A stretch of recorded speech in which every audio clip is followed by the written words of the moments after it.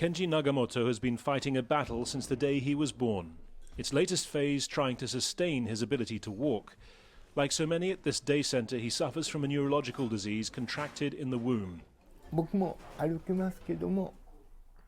I am the only person here who can still walk. When I think about the feeling of others who can't, it makes me think that if Chiso had stopped dumping mercury earlier, none of this would have happened.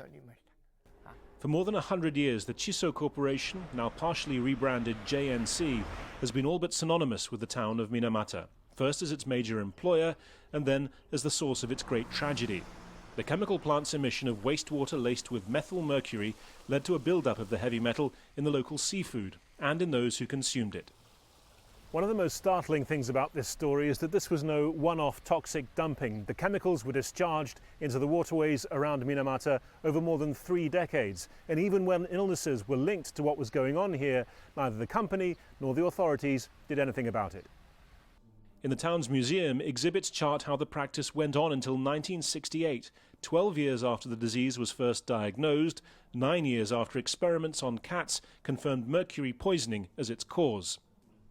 Masami Ogata's grandfather, a fisherman, died of the disease. He says in as much pain as it's possible for a human to suffer.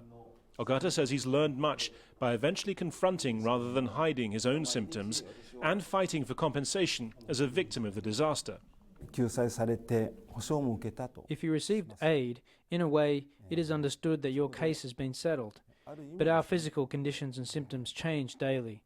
The company and the authorities may be able to help us financially, but they can't save our hearts.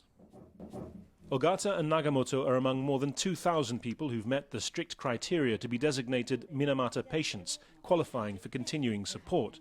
But more than 2,000 others are still fighting for that status. Near the museum, a memorial evokes the scattering of liquid mercury towards the sea.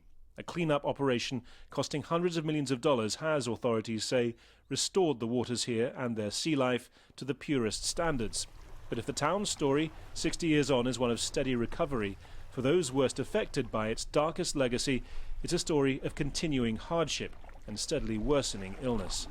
Harry Fawcett, Al Jazeera, Minamata, Japan.